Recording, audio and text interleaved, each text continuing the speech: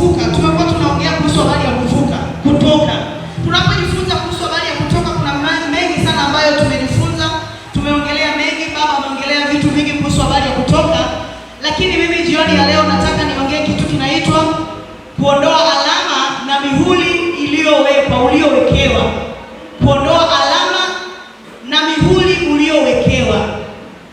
Tunapoongea kuhusu habari ya kuondoa alama au muhuri. Muhuri ni alama ambayo mtu yoyote akisaini mahali fulani ni kama muhuri ameweka. Ukiona huduma ya Bible Church au ukiona kuna barua yoyote ya serikali, kuna muhuri ambao unatambulisha.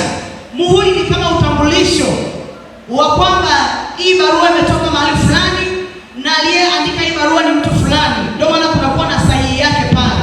Kwa hiyo kuna watu kwenye maisha yao wanatembea wakiwa wana mihuri ambayo wamegongwa kwenye ulimwengu wa roho. Unatembea una alama ambayo umewekewa. Ukisoma kwenye kitabu cha Ayubu anasema kwamba wamenifungia mikatale kwenye miguu yangu, wamenitolea alama kwenye miguu yangu.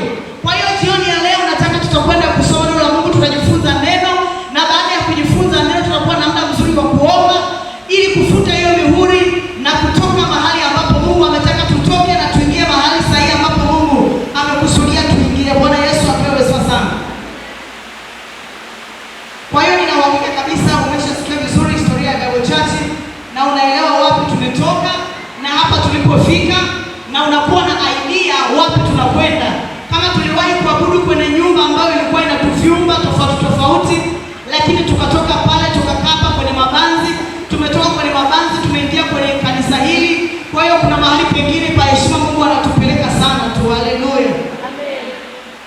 Nataka tusome kwenye kitabu cha Kutoka sura ya 12 mstari wa kwanza mpaka wa 3. Nataka tuanzie pale, ila kuna mahali nitakupeleka. Kitabu cha Kutoka sura ya 12 mstari sura ya 11. Kutoka sura ya 11 tuanze mstari wa kwanza mpaka wa 3. Amina. Kitabu cha Kutoka sura ya 11 kuanzia mstari wa kwanza. Ndio. Bwana akamwambia Musa, liko pigo moja bado litakalo. Sikiliza.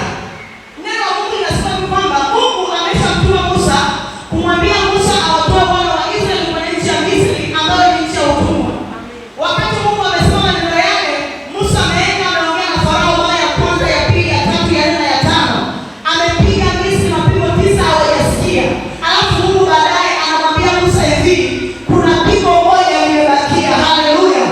Leo jioni ya leo tutakuwa tunamalizia pigo la mwisho, kuhakikisha adui yako aliyekuwa ameshikilia maisha yako na kuachia. Hilo pigo moja linapoachiliwa, hilo pigo huwa linakuwa ina hukumu aina ya kila miungu iliyoshikilia maisha yako. Hilo pigo haliwezi kusababisha wewe kuendelea kuwa chini ya sheria ya utumwa. Hilo pigo ukipiga adui yako hawezi kuinuka tena. Haleluya. Kwa hiyo adui zako wote lazima wanyamaze kimya. Neno la Mungu linasema kwamba limebaki pigo moja. Sema pigo moja.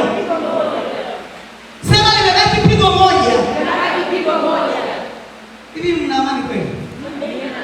Haleluya. Amen. Mbona kama hamueleweki? Bwana Yesu apewe sasa. Amen. Haleluya. Au napenda story? Amina. Turudi kwenye story. Bwana Yesu apewe sifa.